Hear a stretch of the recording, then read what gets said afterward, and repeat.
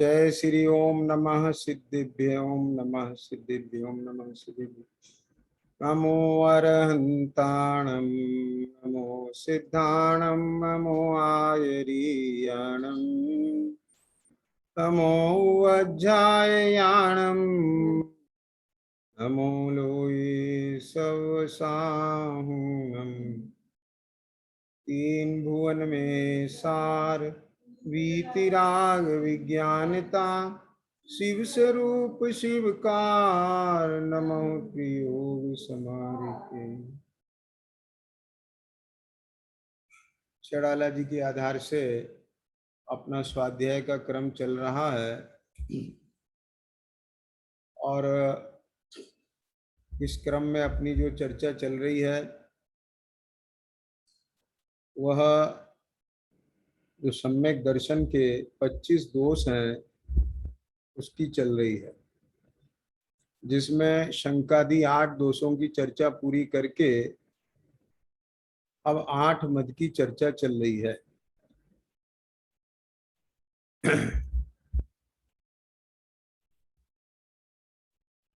कुल मद, जाति मद, रूप मद की चर्चा अपन कर चुके हैं।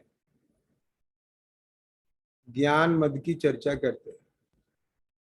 पिता भूप वा मातुल नपजो होए न तो मद ठाने मद न रूप को मद न ज्ञान को धन बल को मद भाने।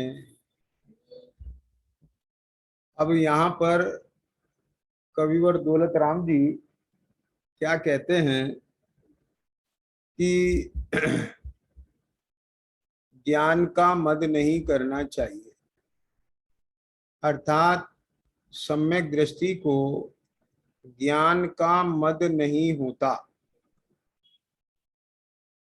ध्यान देना, ये जो मद है मैं इसको ऐसे परिभाषित करता हूं, इस आत्मा का जो अपना वैभव है, जो आत्मा का स्वभाव है, उस आत्म स्वभाव में अहम पना होना वह धर्म कहलाता है। और जो इसका नहीं है, कर्मोपाधि जनित है, संयोग रूप में है, कर्म के निमित्त से प्राप्त है, उसमें अहम पना होना वह मद कहलाता है। तो जैसे कुल का मिलना, तो कुल क्या है? वो तो कर्म जनित है ना। जाति तो कर्म जनित है ना। ये शरीर का रूप ये भी कर्म जनित है। लेकिन यहाँ जो ज्ञान मद की बात की है, तो एक ज्ञान मद, तो ये ज्ञान तो कर्म जनित नहीं है, तो आत्मा का गुण है। तो फिर इसमें अहमपना होने को मद क्यों कहा? बात समझ में आया कि नहीं आया? तो इसे मद क्यों कहते हैं? तो यहाँ ये बात समझना कि ये कौन से ज्ञान की बात है। यह इंद्रिय जनित ज्ञान की बात है। के जैन जी, अभी वास्तव में ये सारा जगत जिस ज्ञान को ज्ञान मान रहा है वो सब इंद्रिय जनित ज्ञान है, जिसे अवन प्राय कह देते हैं क्षयोपशम ज्ञान। अरे प्रभु सुनो, माने क्षयोपशम ज्ञान तो सारा ही है। क्या कहा? अभी छाइक है कहाँ?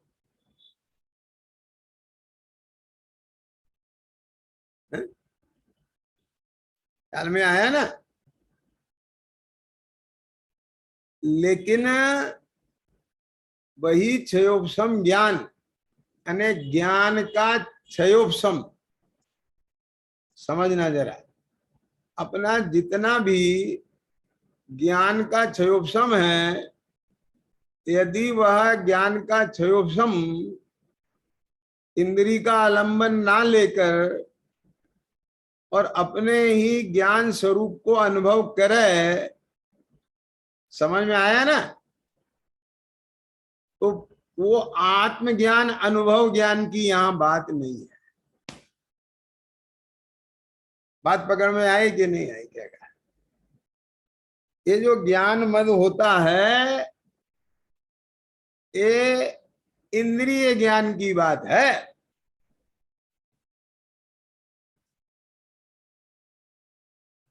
दूसरी बात, ये बताओ कि जो मद हैं ये 8 प्रकार के, ये ज्ञानियों को होते हैं कि अज्ञानियों को होते हैं? बोलो, किसे होते हैं? चिद्रूप, अज्ञानियों को होते हैं।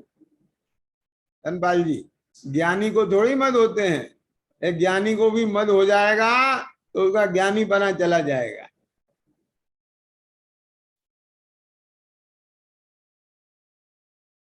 तो एक चीज बताओ,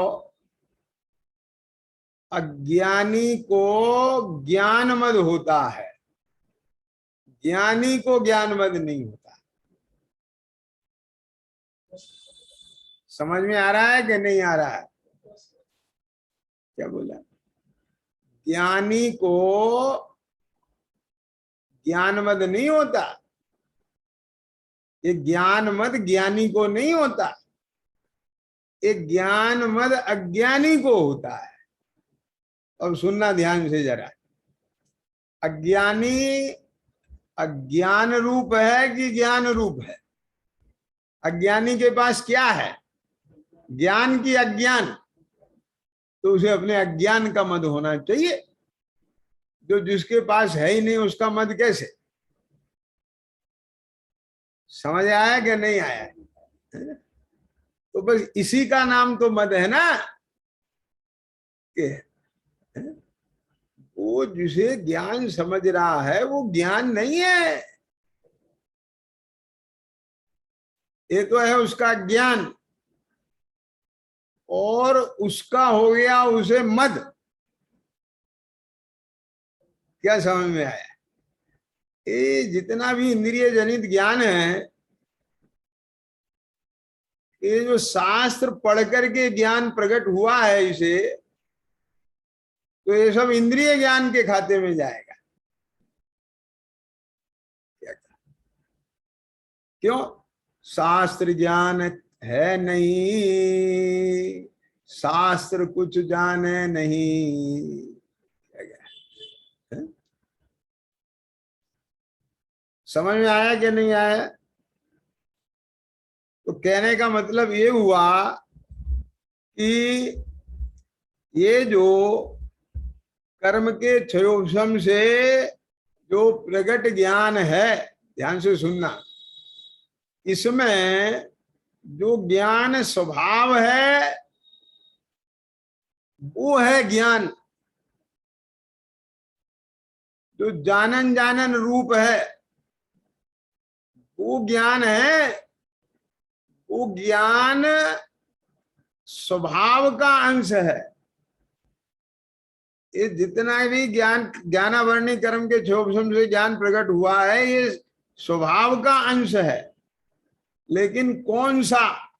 ये जो जानने रूप है, तो ये जानने रूप ज्ञान पर तो इसकी नजर ही नहीं है। क्या बोला? आई समझ में क्या नहीं आई? के जैन जी क्या बोला? आप पकड़ रहे हैं ना मैं क्या कहना चाह रहा हूं? ये तो किताबों में पढ़ पढ़ करके जो गे बना, उस गेयाकार ज्ञान की बात है। क्या समझ में आया? आप समझ रहे हैं ना? इसे अभिमान किस बात का है कि मैं इतना जानता हूं, ये कितना जानता हूं कि मैं सब द्वीप समुद्रों के बारे में जानता हूं, 3 लोक के बारे में जानता हूं। क्या समझ में आया? क्या 2.5 द्वीप के बारे में जानता हूं, 13 द्वीप के बारे में जानता हूं। क्या समझ में आया?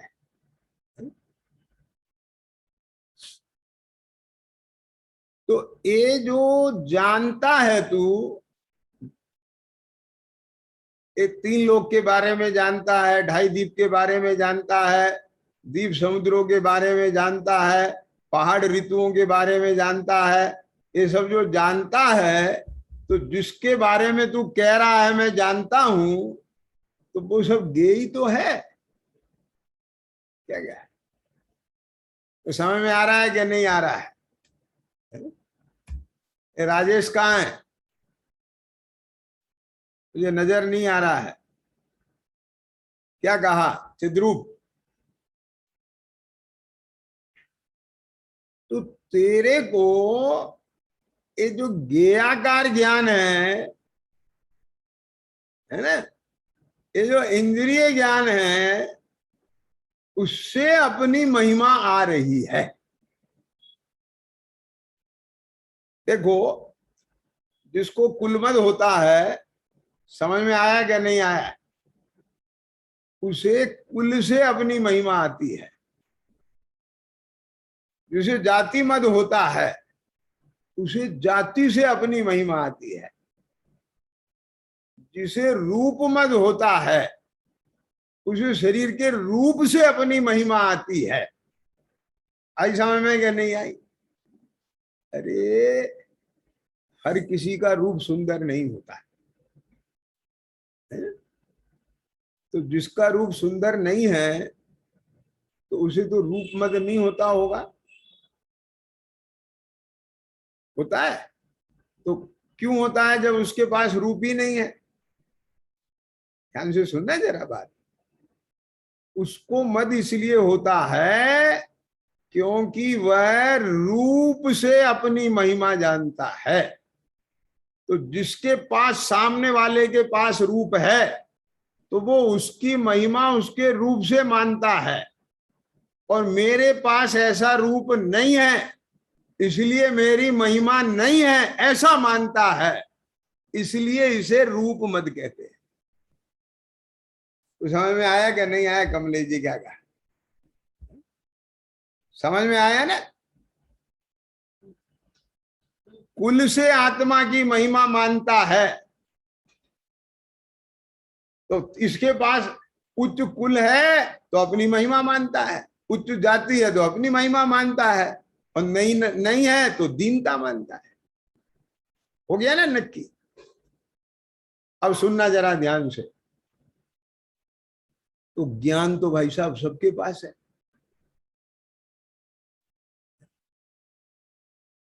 उच्च कुल तो सबके पास नहीं है, उच्च जाति भी सबके पास नहीं है, सुंदर रूप भी सबके पास नहीं है, लेकिन ज्ञान गुण तो सबके पास है। के जैन जी, ज्ञान के तो सब धारी हैं। ज्ञान बिना तो कोई आत्मा इस जगत में है नहीं। तो सामने वाले के पास ज्ञान है, तो तेरे पास भी तो ज्ञान है। क्या क्या बात को पकड़ना जरा, मैं क्या कहना चाह रहा हूं। सामने वाले के पास उच्च कुल है, तेरे पास नहीं है, तो तुझे दीनता रहेगी, क्योंकि तेरे पास नहीं है। और तेरे पास उच्च कुल है और सामने वाले के पास नहीं है, तो उसके सापेक्ष तुझे अपने में अभिमान रहेगा। लेकिन जब सामने वाला भी ज्ञान गुण का धारी है और तू भी ज्ञान गुण का धारी है, वो भी ज्ञान स्वरूप आत्मा है और तू भी ज्ञान स्वरूप आत्मा है, तो फिर फर्क क्या है का है? लेकिन भाई साहब, मैं वही बात कह रहा हूं कि इसकी दृष्टि उस ज्ञान स्वरूप पर नहीं है। एक ज्ञान स्वरूप पे दृष्टि आ जाए तो ज्ञान मद नहीं रहेगा। मद ही नहीं रहेगा कोई। क्या कहेगा? मैं ज्ञान स्वरूप आत्मा हूं, एक ज्ञान में आ जाए तो जब मैं ज्ञान स्वरूप आत्मा हूं, मैं ज्ञान स्वरूप हूं, तो मैं कुल स्वरूप नहीं हूं। मैं ज्ञान स्वरूप हूं तो मैं जाति स्वरूप नहीं हूं। क्यों कमलेश, समझ में आया कि नहीं आया? क्या बोला धनपाल जी? तो मैं जब ज्ञान स्वरूप हूं तो मैं रूप वाला नहीं हूं, क्योंकि वो तो देह का गुण है। देह में ज्ञान नहीं है तो देह मेरी नहीं है। तो मैं ज्ञान स्वरूप हूं, एक ज्ञान में नहीं आया। तो क्या आया कि मेरे ज्ञान का क्षयोपशम, माने इंद्रिय ज्ञान। क्या? मेरा ज्ञान इतने ज्ञेयों को जानता है। This is the point. Jain ji, शब्द मिल गए कि नहीं मिल गए? ज्ञान मत जिसे होता है उसे इस बात का मत होता है कि मेरा ज्ञान इतने ज्ञेयों को जानता है। आप क्या जानते हो? आपकी जो वॉक्यूबुलरी है ना, वो तो 50-100 वर्ड की है। मैं तो चलती फिरती एनसाइक्लोपीडिया हूं। आप समझेंगे कि नहीं समझेंगे? मेरे ज्ञान के इतने ज्ञेय हैं। मैं समझेंगे कि नहीं समझ? मैंने महिमा उसे कहां से आ रही है अपनी? क्यों शैलेंद्र? जिसको ज्ञान मत होता है, ऐसे अज्ञानी को, उसको जो महिमा आती है, वो महिमा इस बात की आती है कि मेरे ज्ञान के गे तुम्हारे से बहुत ज्यादा। ख्याल में आया कि नहीं आया?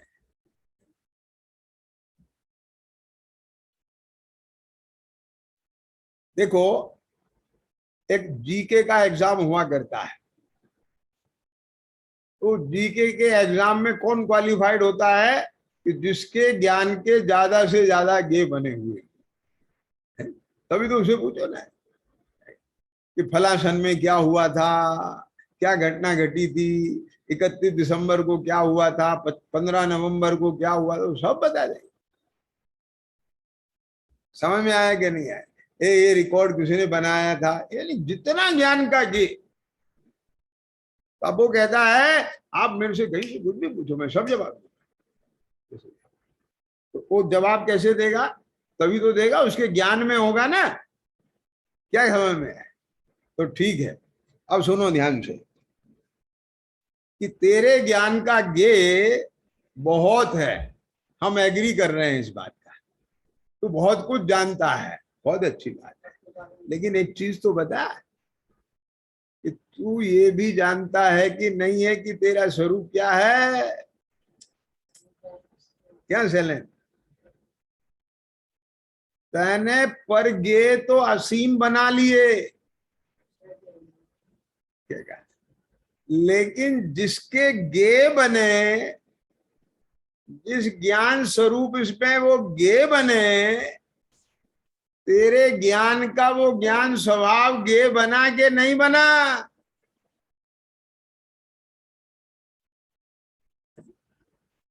और कदाचित उस ज्ञान स्वभाव को गे भी बनाया हो तूने। सुनना ध्यान से। तो शास्त्रानुसार जान के तो गे बना लिया कि मेरे ज्ञान का ज्ञान स्वभाव है ना? ज्ञान स्वभाव गे स्वभाव। लेकिन स्वयं ज्ञान को गे नहीं बनाया। उस ज्ञान स्वभाव को भी ऐसे जान लिया जैसे अन्य ज्ञेयों को जानता है। बात पकड़ में आ गई कि नहीं आ गई? क्या कह रहे? क्योंकि यदि वो ज्ञान स्वभाव स्वयं गे बन जाता, स्वयं गे बन जाता माने जब वो ज्ञान स्वभाव गे बना, उसमें निजपना आ जाता, तो निश्चित इन समस्त गेयों में परपना आ जाता है। धनपाल जी क्या कहा, पकड़ में आए कि नहीं आएगा? क्यों? क्योंकि ज्ञान स्वभाव भिन्न है और ज्ञेय स्वभाव भिन्न है। क्या बोला कि जैन जी, पकड़ में आया कि नहीं आया? है ना? तो जो ज्ञान में ये सकल पर पदार्थ ज्ञेय बन रहे हैं, ज्ञान में सकल पदार्थ ज्ञेय बन रहे हैं, तो सकल पदार्थ ज्ञेय बन रहे हैं, तो एक ज्ञेय भिन्न है और मेरा ज्ञान स्वभाव भिन्न है। वो जो ज्ञान स्वभाव है वो मेरा है और एक ज्ञेय मेरे नहीं। आई समझ में गई? तो यानी अगर अपना ज्ञान स्वभाव निजपने ज्ञेय बन जाता तो एक कुल जाति रूप, आगे समझ में क्या नहीं आगे, इन सब में भिन्नपना आने से इन सब का मद रहने वाला नहीं था। ये उसका लक्षण है। और चूंकि तेरे परिणति में अभी वो लक्षण नहीं दिख रहा है, इसलिए हमने ये आंख मूंद के कह दिया कि कदाचित तेरे ज्ञान स्वभाव भी ज्ञेय बना पर निजपने ज्ञेय नहीं बना। जैसे अन्य ज्ञेयों को जानता है ऐसे ही तूने ये भी जान लिया कि आत्मा का जो ज्ञान स्वभाव है वो ऐसा है। बात पकड़ में आया कि नहीं आया? मैं सब जानता हूं। ये क्या जानता है कि आत्मा की तो बस ज्ञातृता है, ये तो सब कर्म और नो कर्म का परिणाम है। कि आत्मा की ज्ञातृता है कि तेरी ज्ञातृता है? हाँ मेरी तो है ना, मेरी तो है ना, मेरी तो है ना। क्या बोला? तो तेरी ज्ञातृता है तो कुल जाति किसके है? क्या बोला? समझ में आया क्या? नहीं नहीं नहीं, वो तो कर्म के हैं कि ठीक है। तो तू ऐसा कहां से जान के कहता है? बात पकड़ में आया क्या नहीं आया? कि शास्त्र में जान के कहता हूं कि ठीक है।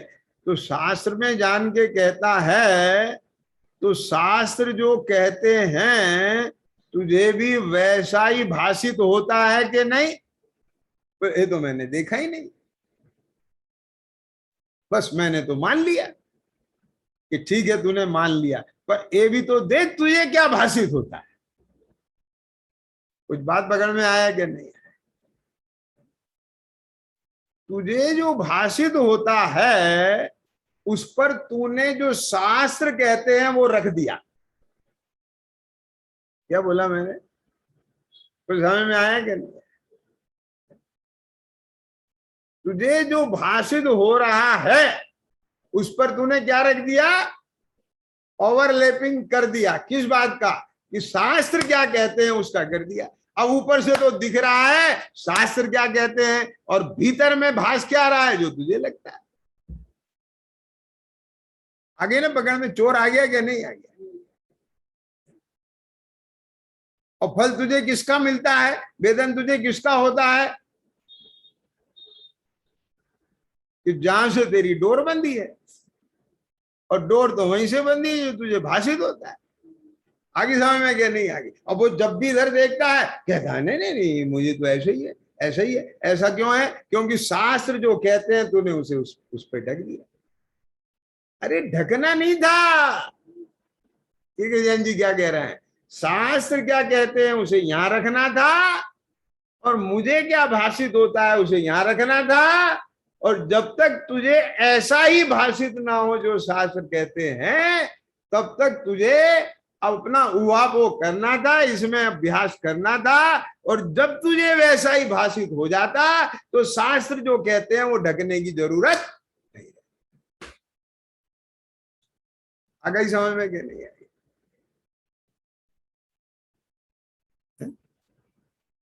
है ना? फिर तू इधर देख देख करके नहीं बोलता, इधर देख देख करके बोलता है। क्यों? क्योंकि अब तेरे जो पानी आ रहा है वो वो टैंक का पानी नहीं है, वो स्रोत का पानी। क्यों? क्योंकि तेरा स्रोत खुल गया है। कुछ आगे समझ में क्या नहीं है? यानी जब ज्ञान स्वरूप में जाकर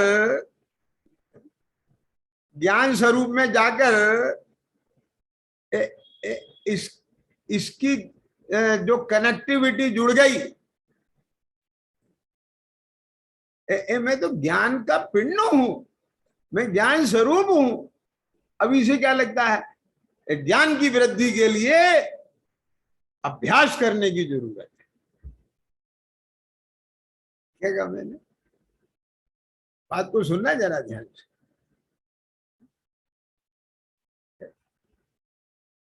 ज्ञानाभ्यास करे मन माही, ताके मोह महात्म नाही। पढ़ते हैं ना? ज्ञानराज राज जी ने लिखा है कि नहीं लिखा है? अब आगे बता दूं मैं। इसमें इसमें एक लाइन जोड़ रहा हूं, जाके मोह महात्म नाही। समझ में आया कि नहीं आया? ये जिसके मोह रूपी महात्म नहीं है, उसी का ही ज्ञानाभ्यास है।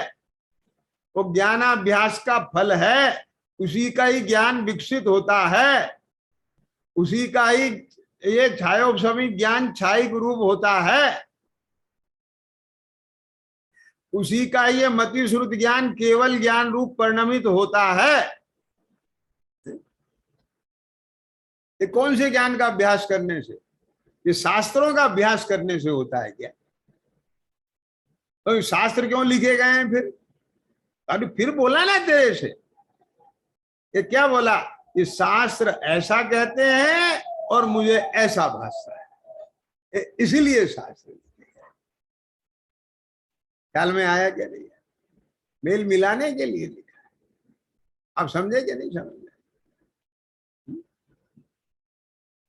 भाई? शास्त्र तो वस्तु स्वरूप बता रहे हैं, दर्शा रहे हैं, और तुझे तेरी मान्यता में क्या पड़ा है ये उससे मिलाना है।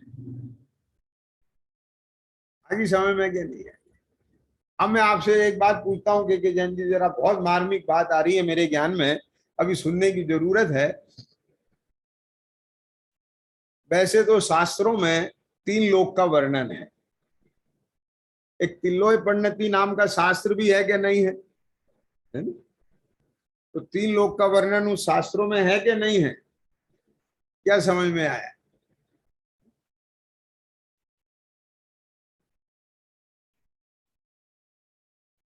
तो जो ये 3 लोक का वर्णन है, क्या ये 3 लोक का वर्णन जानने लायक है कि नहीं है? आप कहोगे है तो मैं कहूंगा नहीं, आप कहोगे नहीं है तो मैं कहूंगा है।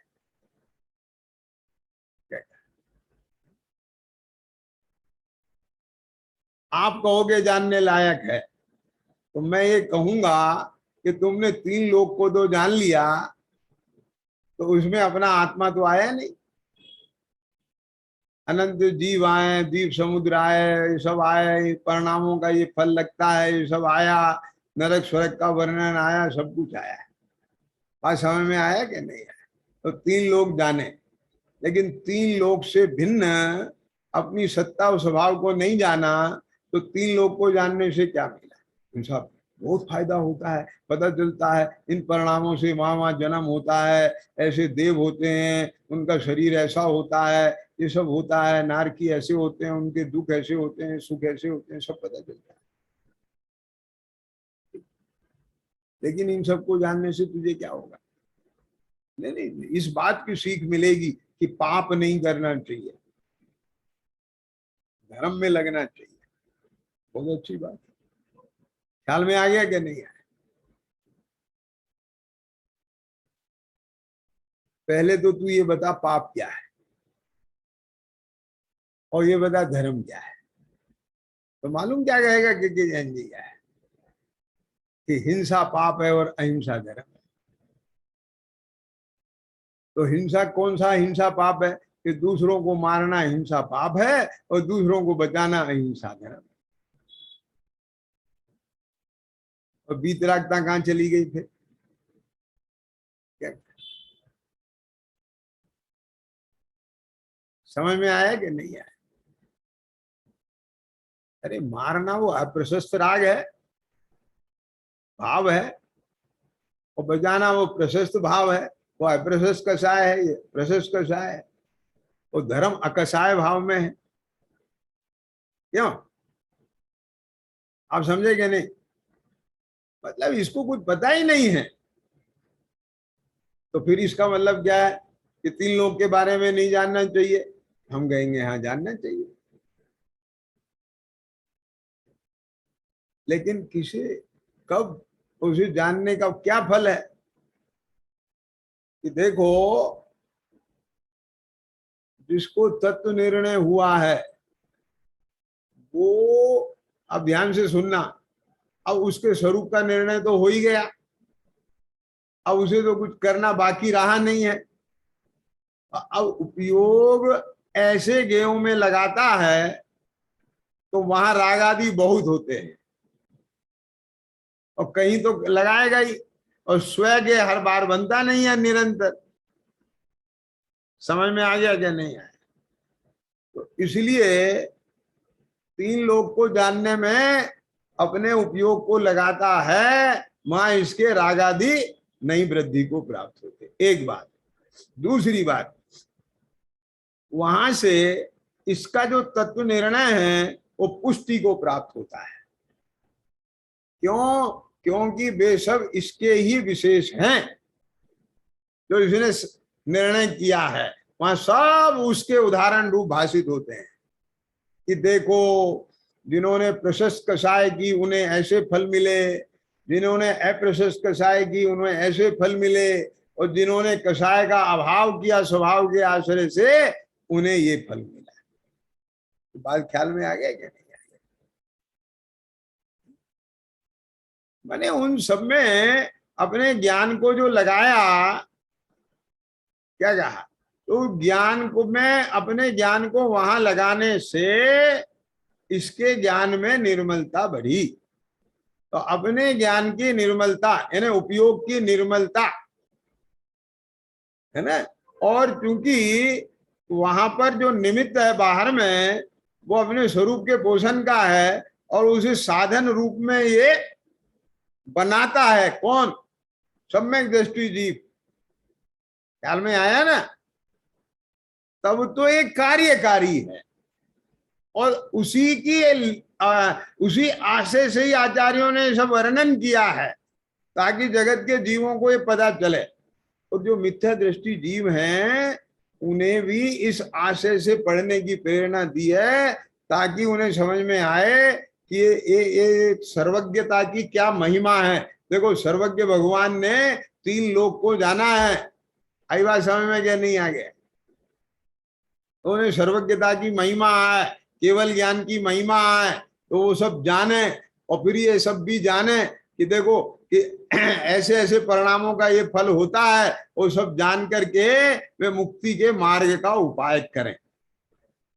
लेकिन अगर उसे जान करके और वो मुक्ति के मार्ग का उपाय नहीं करते, और जो निश्चय सम्यक दर्शन ज्ञान चारित्र उसका पुरुषार्थ नहीं करते, तो खाली वो शास्त्र ज्ञान उन्हें भव से पार करने में समर्थ नहीं है।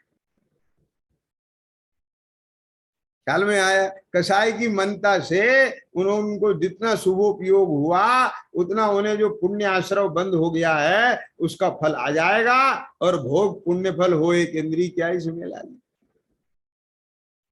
बात समझ में आ गया ना? कंपैरेटिवली तो हम कहेंगे कि अच्छा है अगर वो हिंसा झूठ चोरी पाप में जाता और स्वच्छंदता से प्रवर्तन करता तो उसमें वो पापाश्रव करके नरक आदि में जाता, उससे तो भला है। ख्याल में आ गया क्या नहीं आया? लेकिन अभी मैं पाप के कंपैरेटिवली नहीं कह रहा हूं उसे बुरा, मैं तो निश्चय मोक्ष मार्ग और वीतरागता के कंपैरेटिवली कह रहा हूं कि उससे आखिर उपलब्धि क्या हुई। बात समझ में है ना, कहां से बोल रहा हूं वहां की बात समझ नहीं है। बोले तो आप तो ज्ञान मत की बात कर रहे थे, यहाँ कहां पहुंच गए। ज्ञान मत की बात चल रही है कि तूने अपने ज्ञान को कहां लगाया। कि जो प्रकट ज्ञान का अंश है वो तेने लगाया कहां, कि परगेयों को जानने में लगाया, अपने ज्ञान स्वभाव को गे नहीं बनाया। अब सुनो ध्यान से, देखो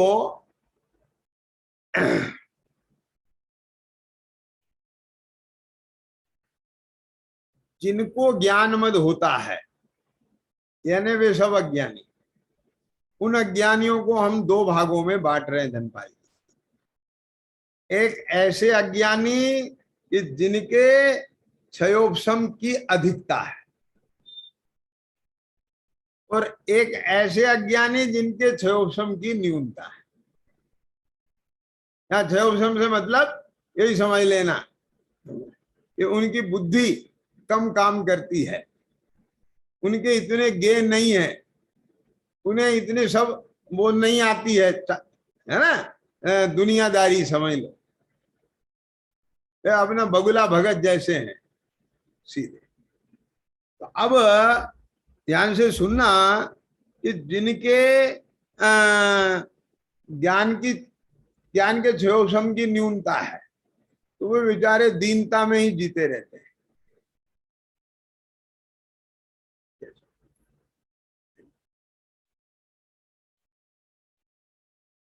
जीते हैं कि नहीं जीते हैं दीनता में।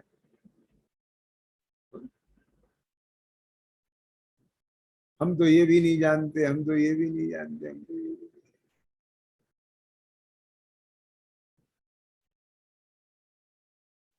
क्या समझ में आ गया। और जिनके क्षयोपशम की अधिकता है यानी उसके अभ्यास से उनका ज्ञान पैना हो जाता है। अब किसी भी क्षेत्र में देख लो, देखो मैं एक बात बताता हूं कि बहुत अच्छा प्रवचन करना एक ज्ञानी बने का लक्षण नहीं है। समझ में आया है ना। आप 6-7 महीने इसके जम करके अभ्यास कर लो और 150 उदाहरण सीख लो, समझ में आया ना। और कुछ कहानी किससे आ जाए आपको प्रथमा नियोग के ख्याल में आ गया ना, और थोड़ा सा ये सिद्धांतों के विषय स्पष्ट कर लो और बोलने लग जाओ, तो थोड़ा थोड़ा धीरे धीरे उसका कॉन्फिडेंस लेवल आ जाएगा और आप बहुत अच्छे वक्ता बन जाएंगे। धनपाल जी क्या कहा, ये बहुत बड़ी बात नहीं है। यानी टॉप क्लास लेक्चरर बनना, व्याख्याता बनना, ये बहुत बड़ी बात नहीं है। ये तो निरंतर अभ्यास करने से कोई भी बन सकता है। इसका नाम ज्ञानाभ्यास नहीं है। क्या नहीं?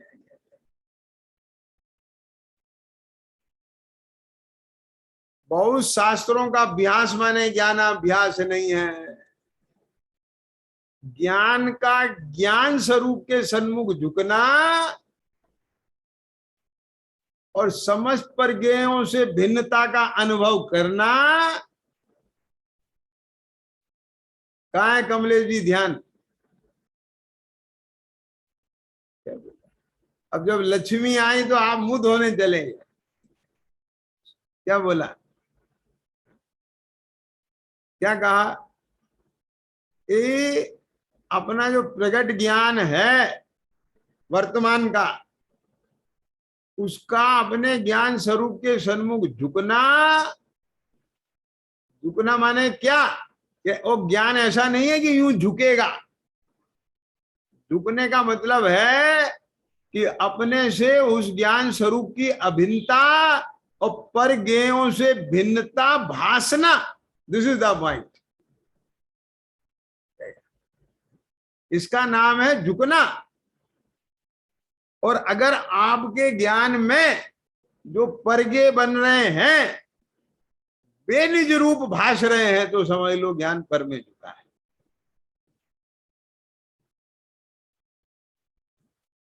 ये जो लाइन सुनी पढ़ी है ना धनपाल जी तुमने, जड़ पर झुक झुक जाता चेतन, तो कैसे झुकता है चेतन? यूं झुकता है क्या? इसका नाम झुकना है क्या? आप ऐसे अकड़े रहो तो आप जड़ पे नहीं झुक रहे हो। बोलो, ये जो 8 मद वाला है ये झुकता है कि अकड़ता है? अरे जो जड़ पे झुकता है वो अकड़ता है। क्या समझ में आ गया? और जो जड़ पे नहीं झुकता है वो चेतन के सामने झुकता है। क्या कह गए हम? जो जड़ पे झुकता है वो चेतन के सामने अकड़ता है। क्या कह गए? तो समझ में आ रहा है कि नहीं आ रहा है?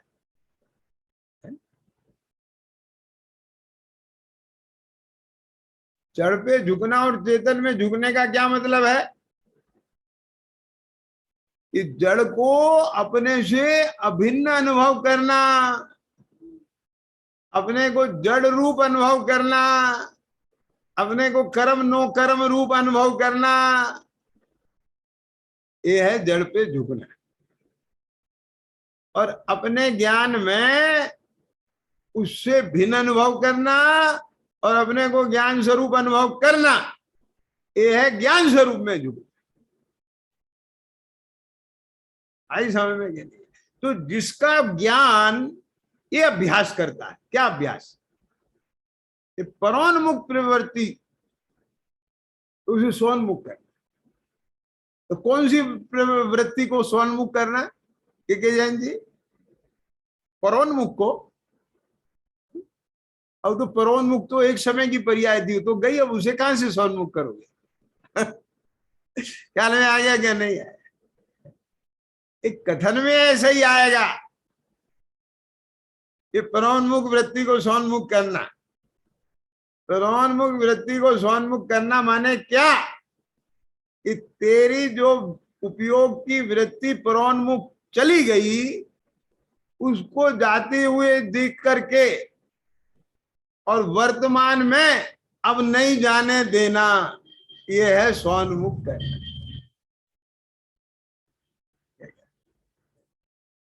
आगे समय में कि नहीं आ गई? और एक चीज और बता दें, सुनो ध्यान से, सर्वथा ऐसा नहीं है के जैन जी। ये जो कहा ना, ये पर्याय तो एक समय की है, अब तो चली गई, उसे क्या सोन्मुख करोगे? ये सुनो ध्यान से कि वो सर्वथा चली नहीं गई। क्या बोला मैंने?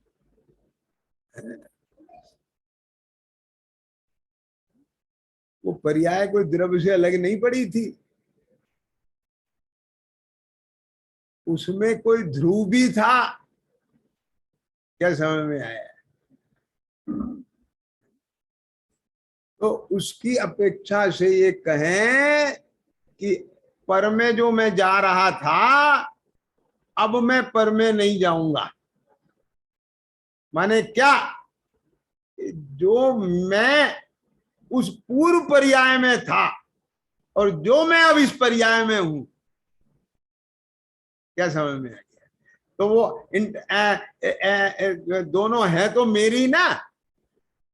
ख्याल में आया क्या नहीं आया? तो उस अपेक्षा से कहें कि हमने परोन्मुख प्रवृत्ति को सोन्मुख कर दिया। क्या ख्याल में आ गया क्या नहीं है? समझ में आ गया ना? नहीं तो बोध मत जैसी बात आ जाएगी, वो तो खत्म ही हो गया। ऐसा नहीं है, बात को समझना पड़ेगा। तो कहने का तात्पर्य ये है कि क्षयोपशम की न्यूनता, क्षयोपशम की अधिकता, या क्षयोपशम से मतलब कि जो तैने अपने ज्ञान में ये अनेक गे बनाए, इसका मतलब है अधिकता। और तेरे में इतना नहीं है योग्यता, वो तू गे नहीं बना पाया, यह है न्यूनता। तो मालूम है कितनी पराधीन है अधिकता। अभी जरा तेरे शरीर के वात पित्त की स्थिति बिगड़ जाए तो सब गे उड़ जाएंगे। जैसे कंप्यूटर की हार्ड डिस्क खराब हो जाए ना, तो सारा डाटा उड़ जाता है। बोलो धनपाल जी, सुना है कि नहीं सुना है? ये सब डाटा उड़ गया भाई साहब। बहुत दिक्कत आ रही है बैंक वालों को, ऑफिस वालों को, इंडस्ट्री वालों को। क्यों आती है कि नहीं आती के जैन जी बता? तो फिर तुम काय का भरोसा कर रहे हो, किसका अभिमान कर रहे हो? अरे हम तो उस ज्ञान का अभिमान करते हैं कि सारा गे उड़ जाए तो भी ज्ञान कहे मेरा क्या बिगड़ा है। मेरी गायकता तो मौजूद है ना, मेरा ज्ञान स्वरूप तो मौजूद है ना। जब था तब उसे भी जानते थे, और अब उड़ गया हम उसे भी जानते हैं। ख्याल में आया कि नहीं आया? ना मैं वो था ना मैं ये हूं, मैं तो मैं हूं।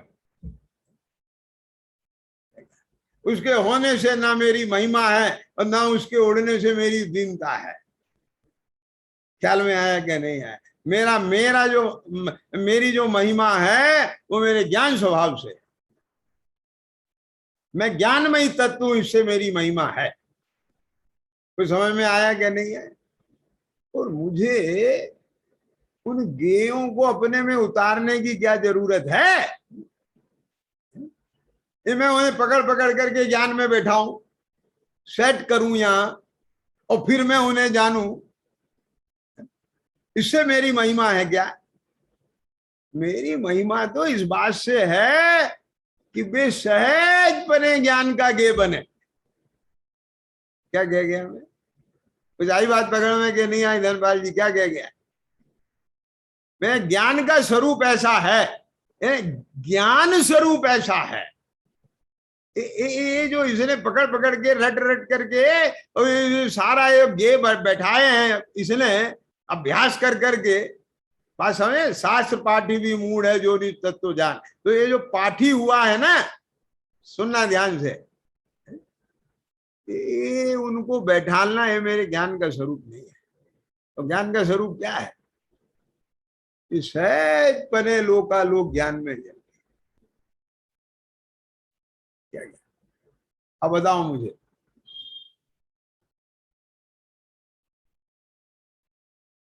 11 अंग 9 पूर्व का शास्त्र का अभ्यास किया, तो वो सहज ज्ञान के गे बने थे 11 अंग 9 पूर्व, कि शास्त्रों को पढ़ पढ़ के बने?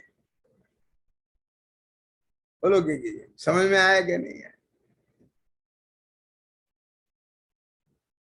और वे शिवभूति मुनिराज, जिन्हें एक भी श्लोक याद नहीं होता था, और उन्होंने जब इस विकल्प को मेट दिया, ये कौन से विकल्प को, कि मुझे कुछ याद नहीं होता है। मैं कह रहा हूं, ये शास्त्र में नहीं पढ़ा है मैंने, लिखा नहीं है। मैं उनकी जगह किसी और जीव को रख करके समझ लो मैं वर्णन कर रहा हूं। और वो विकल्प को मेट करके ये बहुत साथ में श्लोक याद करना और एक भी नहीं याद होना, इसमें क्या है मेरा? याद हो या नहीं हो, इससे मुझे क्या लेना देना है? मैंने तो मेरे ज्ञान में जान लिया, स्मृति शुद्ध ज्ञान में, कि मैं ज्ञान स्वरूप आत्मा हूं, मैं देह नहीं हूं। और देह ऐसे अलग है जैसे दाल से छिलका अलग है। समझ में आ गया क्या? तो ये सब संयोग कर्मोपाधि ऐसे बिन भाषने लग गई, ना तो अब इनकी महिमा, ना इनकी तरफ से दीनता, उन्हें तो अपने जीव बने की महिमा आ गई। ख्याल में आया ना? और उस महिमा में इतना उपयोग विशुद्ध होता चला गया, निमग्न हो गया, उसी में एकाकार हो गया कि जो ज्ञान का प्रकट अंश है सारा का सारा पर गेयों से सिमट करके और अपनी चैतन्य सत्ता, चैतन्य शक्ति और शक्ति की जो व्यक्ति बन रही है, बढ़ रही है, उदित विकसित हो रही है, बस वही अब ज्ञान का ये बन रहा है।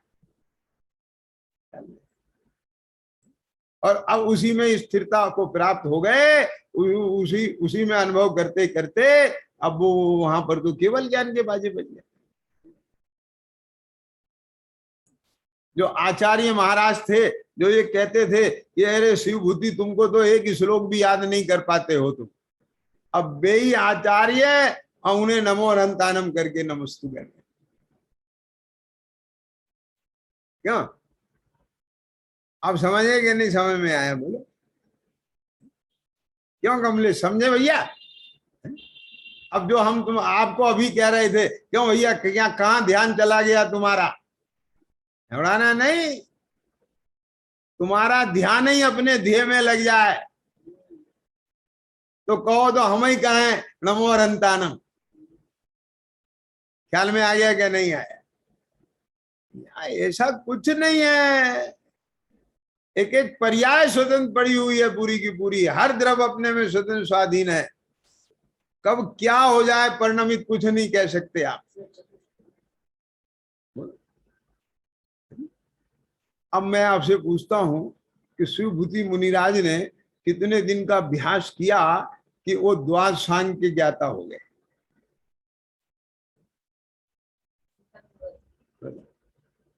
लोकालोक के ज्ञाता हो गए, भूत भविष्य वर्तमान भी उनको चराचर युगपत ज्ञान का गे बन रहा है।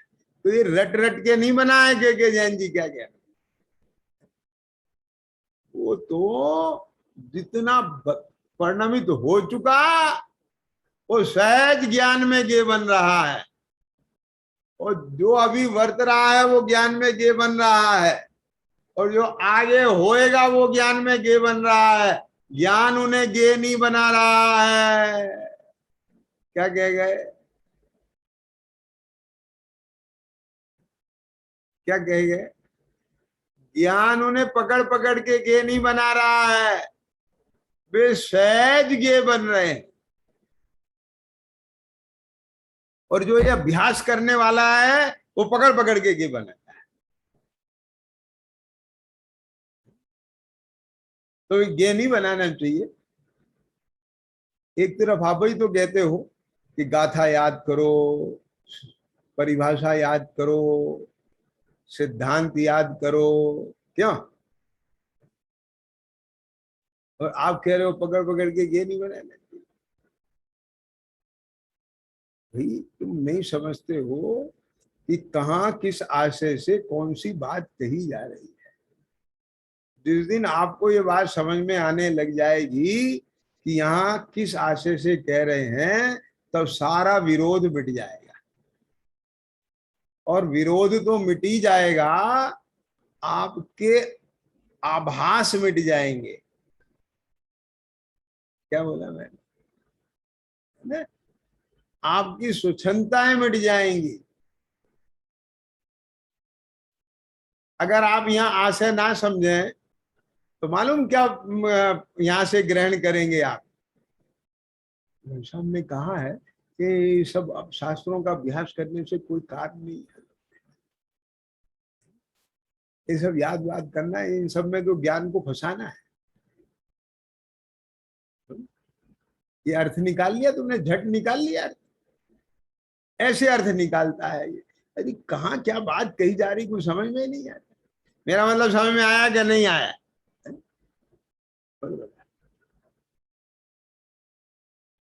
मैं 2 मिनट में अपनी बात कह रहा हूं, यहां से बिल्कुल सही घटना बता रहा हूं।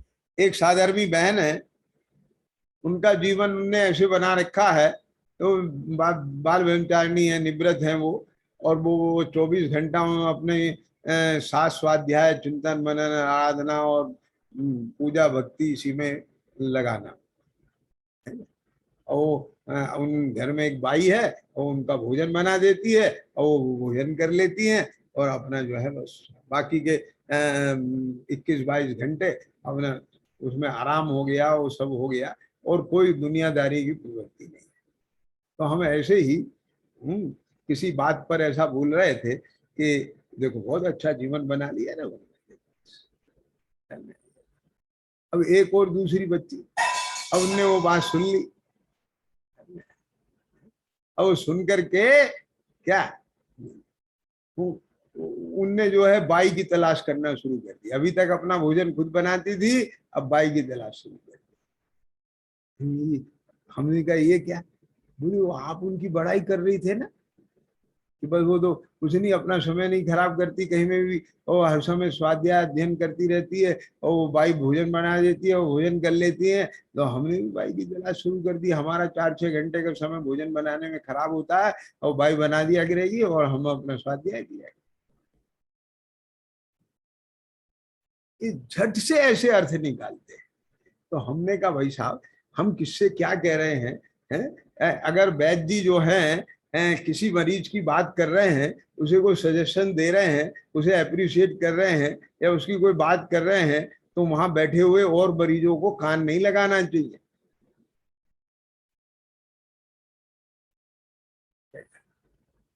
ये लोक विरुद्ध बात है। धनपाल जी क्या कह रहे हैं, लेकिन आपके कान सबसे पहले लगते हैं, और इतने कान लगते हैं कि वैद्य जी को ये बताना भूल जाते हैं कि क्या क्या बताना था। ये जो सोच के आते हैं ना, अब 15 मिनट जब वेट करना पड़ता है, और वो तो दिमाग लग जाता है सारा वो दूसरे मरीजों की सुनने और बताने में। भाई साहब आपको क्या तकलीफ है, कब से है ये तकलीफ, तुझे क्या लेना देना है, क्या तकलीफ है, तू अपनी तकलीफ याद करना। बताओ, हंसने की बात नहीं है, बोलो ये वास्तविकता है क्या नहीं है। क्या समझ में आ गई। आज सारे जितने झगड़े हैं,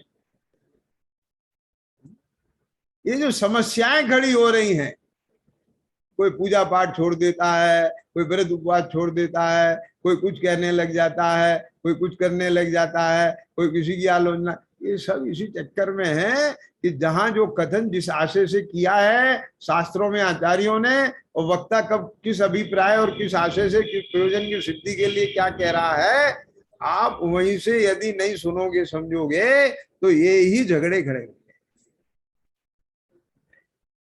मैंने ये कहा, मैंने कहा फिर अगर भोजन बनाने का समय बर्बादी है, तो फिर अतिथि संविभाग तो कोई कर ही नहीं पाएगा क्या। नौकर के और बाई के द्वारा बनाए हुए भोजन के लिए तो नहीं कह पाएंगे आप मुनिराज से आहार जल शुद्ध है, तुम्हें तो पता ही नहीं क्या बनाया उसने, क्या कह के जाएंगे, आप समझ गए ना। तो गृहस्थ खुद बना के कहेगा आहार जल शुद्ध है, कि दूसरों के हाथ के बनाए हुए से कह देगा आहार जल शुद्ध है, बोलो क्या क्या। और ज्ञानाभ्यास करने वाले तो अपने आप बना ही नहीं सकते, तो उनका तो समय खराब होता है उसमें। मैंने कहने का तात्पर्य मेरा ये है कि ये सब अध कचरा ज्ञान है। एक कहाँ किस आशय से क्या बात कही जा रही है वो समझना चाहिए। तो अभी मैंने जितनी बात ये कही, ये कौन सी बात कही, कि ज्ञान का गे बनाने से इतना सब कुछ क्या मिलने वाला है। तो मैं इस अपेक्षा से बात कह रहा हूं कि तूने अपने ज्ञान में जितना गे बनाया,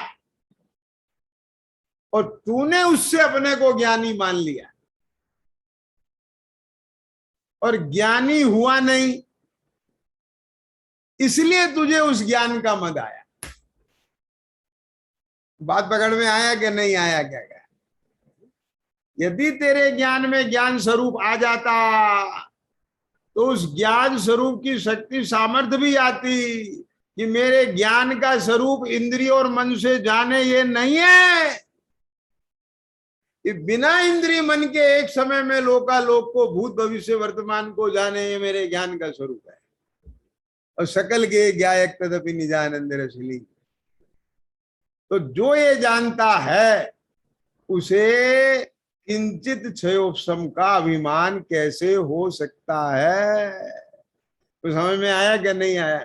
बड़ा अच्छा दृष्टांत शास्त्र में आया है कि जैसे कोई महामंडलेश्वर राजा हो, और उसे कोई दूसरा राजा पकड़ करके बंधन में डाल दे, कैद खाने में डाल दे धनपाल जी, और किसी दिन उसे लड्डू खाने के लिए मिल जाए वहां, तो बड़ा राजी होता होगा वो।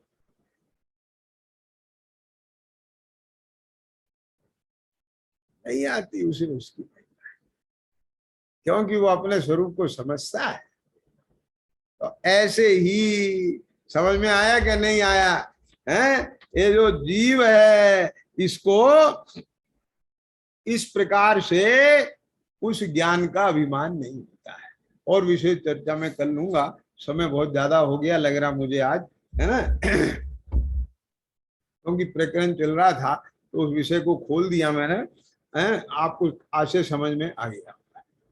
सहजानंदी शुद्ध स्वरूप अविनाशी मैं आत्म स्वरूप।